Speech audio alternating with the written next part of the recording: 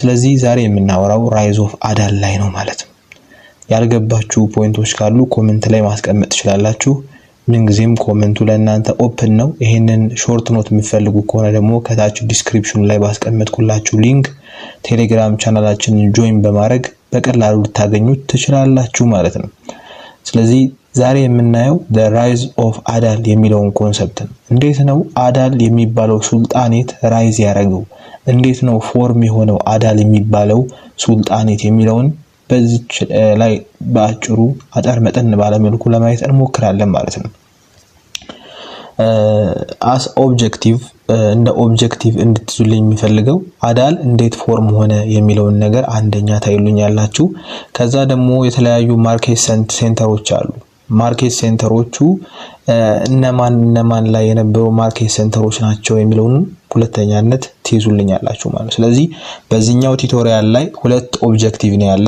በመጀመሪያ አዳል እንዴት ራይዝ አረገ፣ ሁለተኛው ደግሞ ማርኬት ፕሌሶችን በደንብ ለመያዝ ትሞክራላችሁ ማለት ነው። ኦኬ ይሄን ያልካልኳችሁ ዳይሬክትሊ ወደ ኖቱ ልግባ። the rise of አዳል በማንኛነት ልታውቁት የሚገባ trade served not only as a major source of livelihood but also acted as a major agent that resulted in the formation of Muslim sultanates and remained a major source of conflict between the Christian kingdom and Muslim sultanates. ትሬድ የሚለው ኮንሰፕት ወይም ደግሞ ይሄ መሪቻንቶች የሚያደርጉት ነጋዴዎች የሚያደርጉት ትሬድ ከአንድ ሀገር ወደ አንድ ሀገር የምንዘዋወርበት ይሄ ትሬድ የምንለው ነገር ሶስት አይነት ጥቅሞች አሉት። ሶስት አይነት ነገሮችን ኢንፍሉዌንስ ያደርጋል። ሶስት አይነት ነገሮችን ያመጣል። አንደኛ ያው ገንዘብ እስካስገኘ ድረስ ላይፍሁድ ወይም ደግሞ ህይወታችንን የምንቀጥልበት ለመሪቻንቶች ለነጋዴዎች ህይወታቸውን የሚያስቀጥልላቸው ነው። ገንዘብ አግኝተው ተመግበውበት የሚኖሩበት ነው። አንደኛ ሶርስ ኦፍ ላይፍሁድ መሆን ይችላል። ሁለተኛ ደግሞ ምንድነው ለሙስሊም ስልጣኔት ለመመስረት ዋነኛ መሰረታቸው ነው። ፒላር ነው፣ መሰረት ነው። ወይም ደግሞ ምንድነው የሚባለው ፍሎር ነው፣ ቤዛቸው ነው። ሙስሊም ስልጣኔት በዋነኝነት የተመሰረተው በዚህ ኤጀንት ነው። ይሄ ሜጀር የሆነ ኤጀንት ነው ትሬድ የሚባለው ነገር ማለት ነው። ሶስተኛ እና የመጨረሻው ደግሞ የኮንፍሊክት ኦልሶ መንስኤው ነው ወይም ደግሞ ኮዙ ነው። የኮንፍሊክታቸው ሜጀር ሶርስ ኦፍ ኮንፍሊክታቸው የክርስቲያን ኪንግደም እና የሙስሊም ሱልጣኔቶች ኦልሶ ምንድነው ትሬድ ነው ማለት ነው። ይሄንን ትሬድ እኔ ለያዘው በማለት ኮንፍሊክት ውስጥ ይገቡ ነበር ማለት ነው። ስለዚህ ትሬድ ሶስት አይነት ነገሮች አሉት ማለት ነው።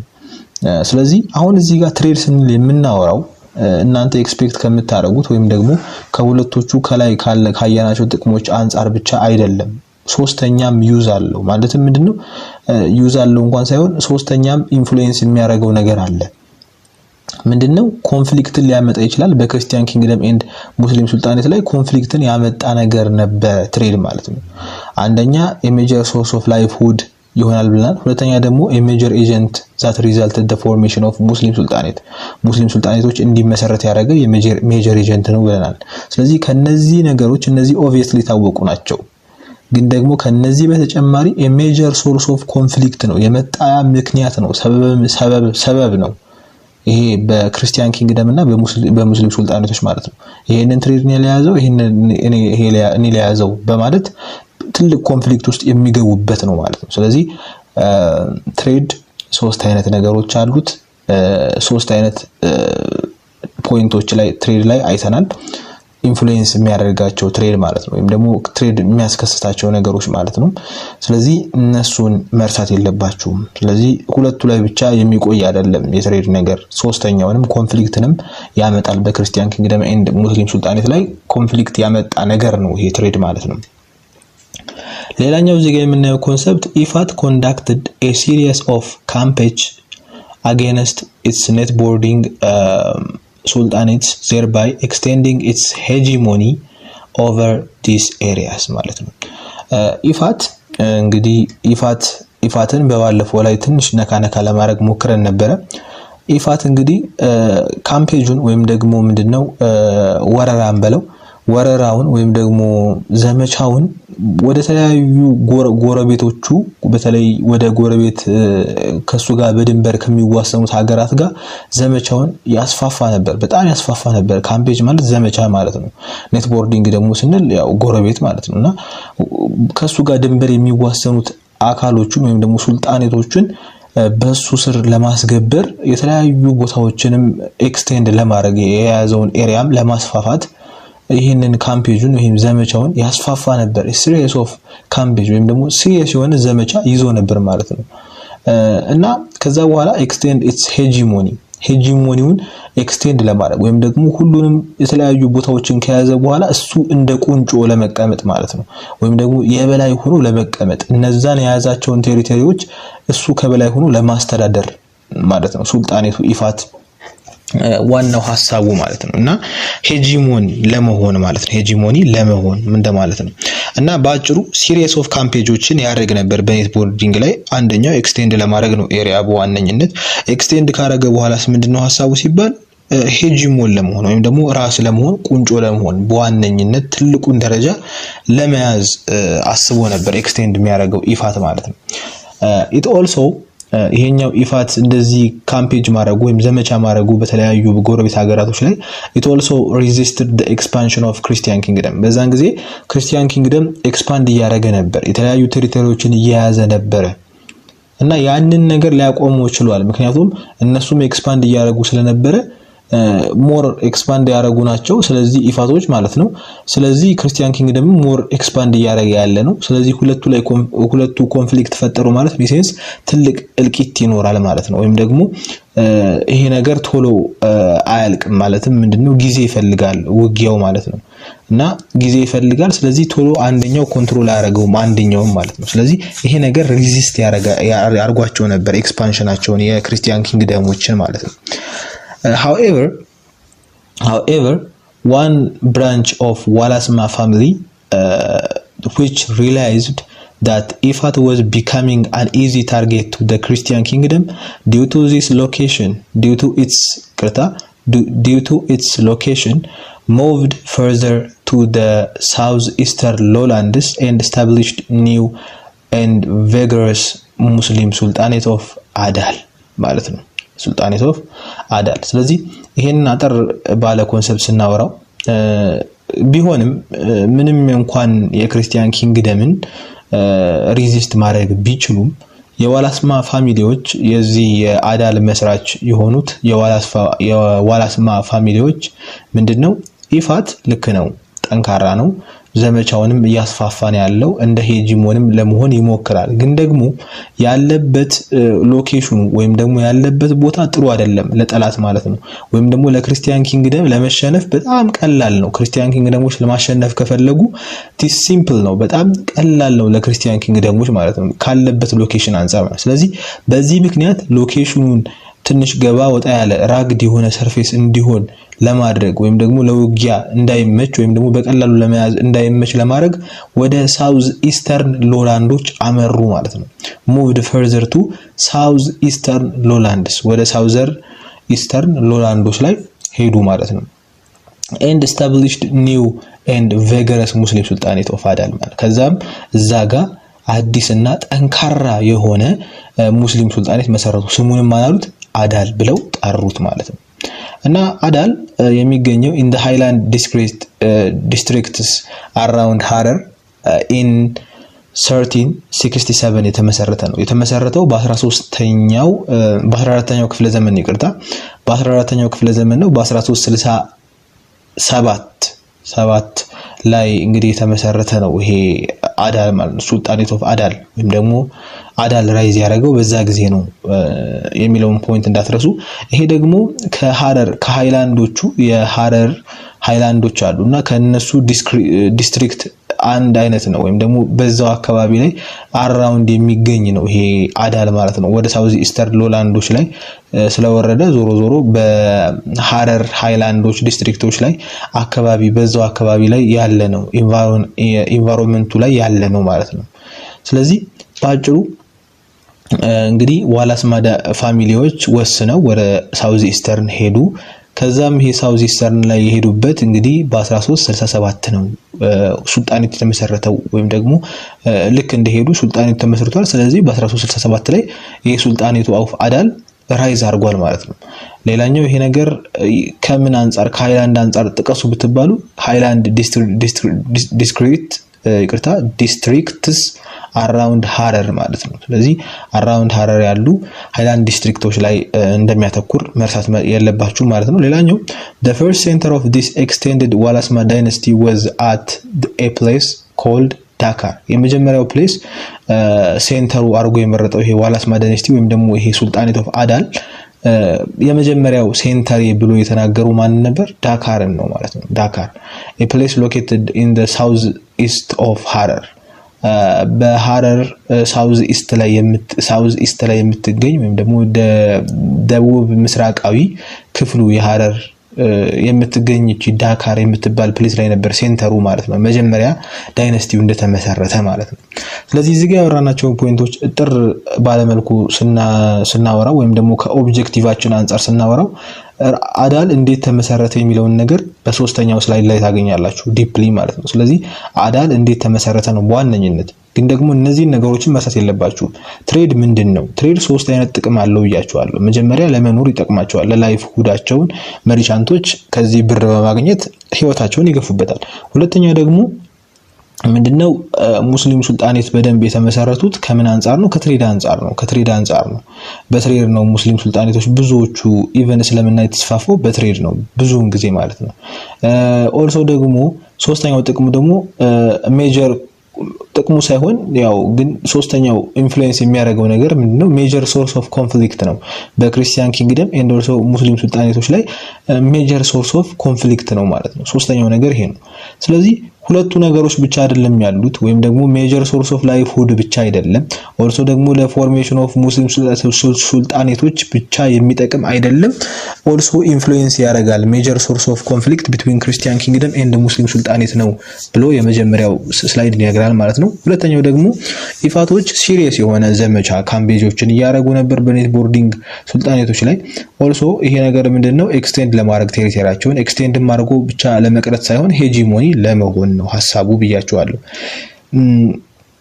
ይሄ ተግባራቸው ደግሞ ክርስቲያን ኪንግደምን ሪዚስት እንዳረገ ወይም ደግሞ ኢንሰምሃው ኮንትሮል እንዳረጋቸው ኤክስቴንድ እንዳያረጉ በተራቸው ክርስቲያን ኪንግደሞችን ኢንሰምሃው ሪዚስት አድርጓቸዋል ማለት ነው። ግን ቢሆንም ዋላስማ ፋሚሊ ምንድነው ይሄ ኢፋት ብዙውን ጊዜ ሎኬሽኑ ለመጠቃት በጣም ኢዚ ነው። ስለዚህ በዚህ ምክንያት ወደ ሳውዝ ኢስተርን መሄድ አለብን ብለው ይወስናሉ። ወደ ሳውዝ ኢስተርን ሎላንድ ማለት ነው።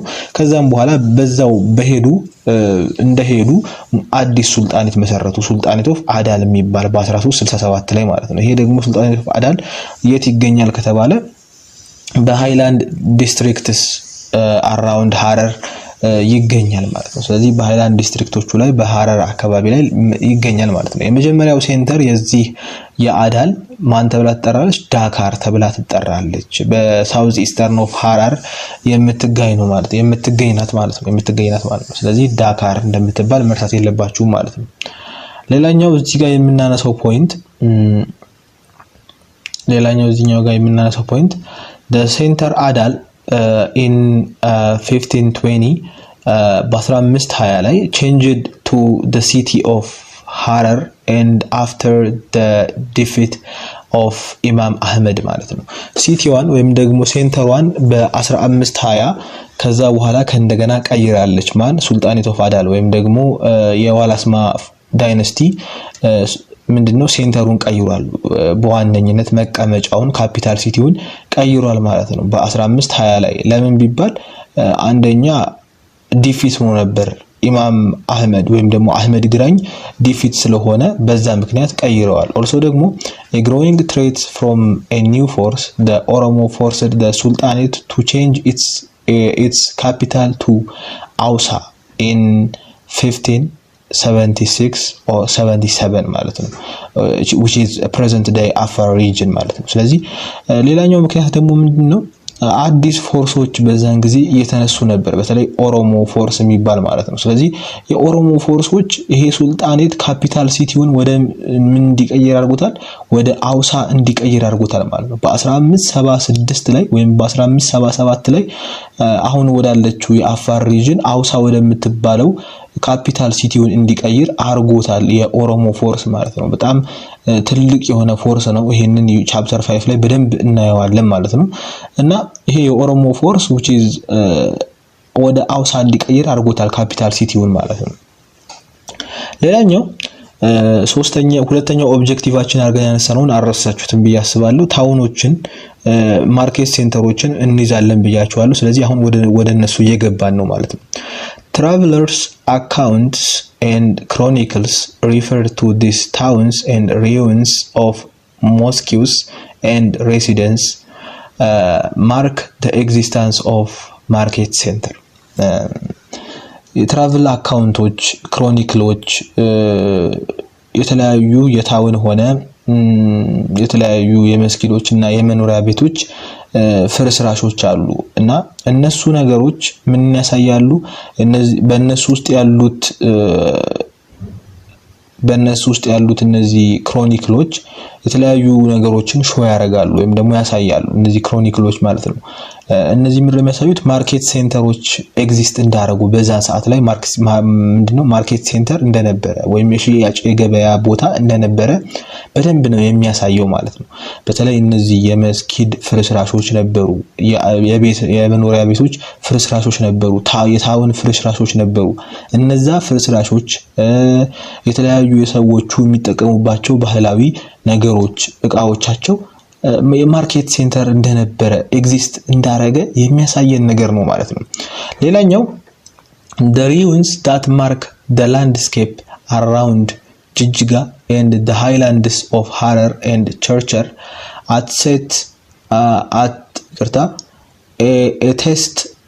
attest to the market towns that served the Zaila route ማለት ነው ስለዚህ ይሄ ሪዮኖቹ ወይም ደግሞ ፍርስራሾቹ በላንድስኬፕ ላይ ያሉት ወይም መሬት ላይ ያሉት ፍርስራሾቹ በተለይ በጅጅጋና በሃይላንድ ኦፍ ሃየርና ቸርቻር ላይ ያለው እውነተኛ ማሳያ ነው ማርኬት ታውን እንደነበረ ይሄ ማርኬት ታውንም ደግሞ ከዘይላ ሩት ጋር እንደሚገናኝ የሚያሳይ ትክክለኛ መረጃ ነው ይሄ በተለይ የላንድስኬፖቹ በጅጅጋና በሃረርና በቻርቻር ላይ የመፈራረሳቸው ላንድስኬፖቹ የፈራረሱት ላንድስኬፖቹ ማርኬት ታውን እንደነበረ የሚያሳዩ ናቸው በተለያዩ መረጃዎች ከዛ ማግኘት ይቻላል ከፍርስራሾቹ ማለት ነው እና ይሄ ማርኬት ታውኑ ደግሞ ከእንደገና ወልሶ ከማን ጋር ከዘይላ ሩት ጋር እንደሚገናኝም አንድ ማስረጃ ናቸው ማለት ነው ከነዚህ ማርኬት ሴንተሮች መካከል አሁን ለማየት እንሞክራለን ማለት ነው አንዳንዶቹን ለማየት እንሞክራለን this include ለምሳሌ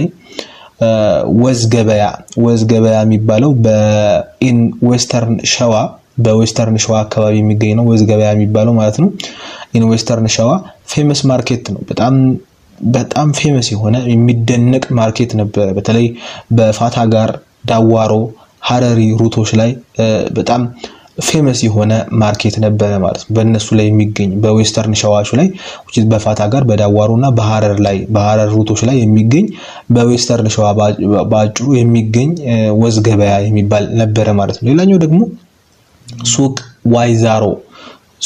ዋይዛሮ ደግሞ በኦልድ ዳሞት ላይ የነበረ ነው ሌላኛው ደግሞ ሱቅ አምጃ ይሄም ደግሞ እንደ አንድ ማርኬት ሴንተር እንደነበረ የሚነገር ነው ማለት ነው ሌላኛው ደግሞ ፌመስ የሚባለው very famous market center which is ጋንዳ ባሎ የሚባል ነው ማለት ነው በተለይ በኢፋት አውሳ ሩት ላይ የነበረ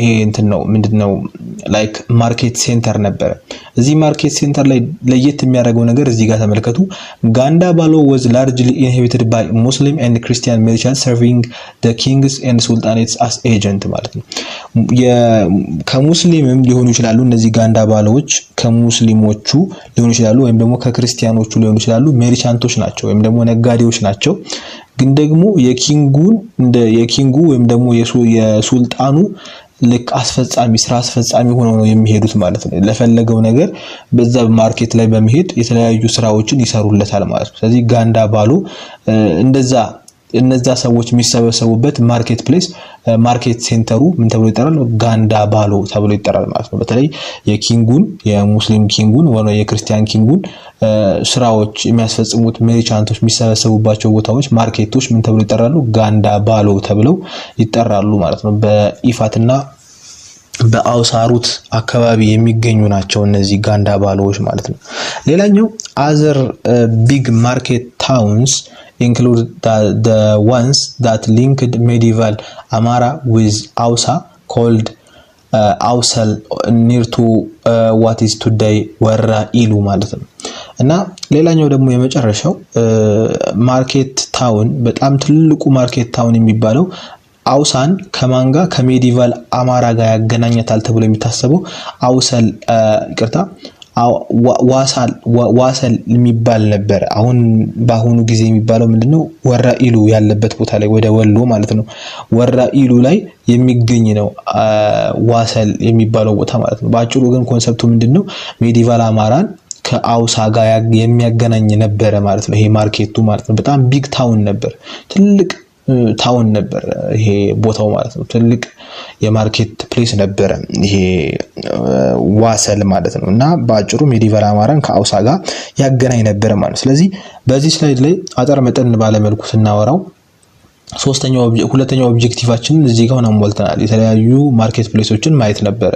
ማርኬት ሴንተሮችን እዚህ ጋር እንድትይዟቸው በደንብ ፈልጋለሁ ማለት ነው።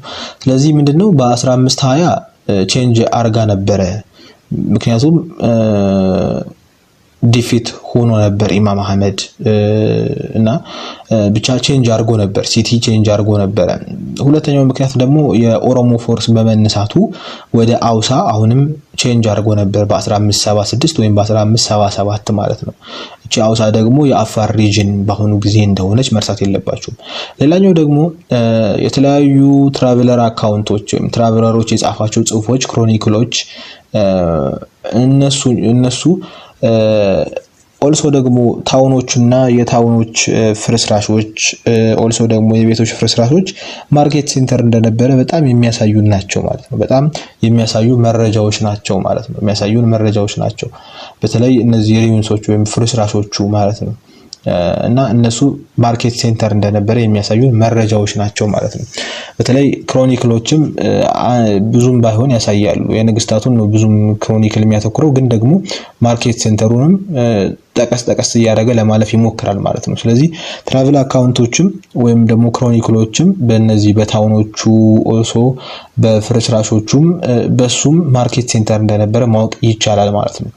ሌላኛው በተለይ ይሄ በጅጅጋ እና በሃይላንድስ ኦፍ ሃረር እና ቸርቸር ላይ የነበረው ይሄ ሪውን ወይም ደግሞ ፍርስራሾች እነዚህ ማርኬት ታውኖቹ ከዘይላ ሩት ጋር ይገናኛሉ የሚለውን ነገር ለማረጋገጥ የሚያስችል ነው። እውነተኛነቱን ለማረጋገጥ የሚያስችል ነው። በተለይ ይሄ ሪውኖቹ ማለት ነው በጅጅጋና በሃይላንድ ኦፍ ሃረር እና ቸርቸር ላይ የሚገኘው ማለት ነው። ሌላኛው የተለያዩ ማርኬት ሴንተሮች አሉ። የመጀመሪያው ወዝ ገበያ የሚባለው ነው በዌስተርን ሸዋ በተለይ በፋታ ጋር ዳዋሮ ሃረር ላይ ያየነው ነው። ሁለተኛው ደግሞ ሱቅ ወይ ዛሮ ነው። እሱ ደግሞ በኦልድ አሙት ላይ የሚወሰድ ነው ያያችሁት። ሶስተኛው ሱቅ አምጃ የሚባል አለ ማለት ነው። ቬሪ ፌመስ የሚባለው ማርኬት ሴንተር ግን ገንዳ ባሎ ነው። ይሄ ገንዳ ባሎ ደግሞ ምንድነው? ይሄ ማርኬት ፕሌስ ነው፣ ግን ደግሞ የሚሰበሰቡባቸው የክርስቲያን ሆነ የሙስሊም ሜርቻንቶች ወይም ደግሞ ነጋዴዎች ይመጣሉ የኪንጋቸውን ፍላጎት ለማስፈጸም ወይም ደግሞ የተለያዩ ስራዎችን ለማስፈጸም እነዚህ ሜርቻንቶች ይመጣሉ ማለት ነው። ሌላኛው አዘር ቢግ ማርኬት ታውን የሚባለው ሜዲቫል አማራን ከአውሳ ጋር የሚያገናኘው ዋሰል የሚባለው ነው። በአሁኑ ጊዜ ወራ ኢሉ በወሎ ውስጥ የሚገኝ እንደ አንድ ላይክ ክፍለ ከተማን ብለው እንደዛ ነገር ነው ማለት ነው። ስለዚህ ወራ ኢሉ አለ ማለት ነው። ወራ ኢሉ አለ ማለት ነው። ስለዚህ እነዚህን ኮንሰፕቶች በዚህ ላይ ለማየት ሞክረናል። ያልገባችሁ ኤኒ ፖይንት ካለ ከስር ኮሜንት ላይ ታስቀምጡልኝ ትችላላችሁ። ላይክ፣ ሰብስክራይብ፣ ሼር፣ ኮሜንት ማድረግ እንዳትረሱ።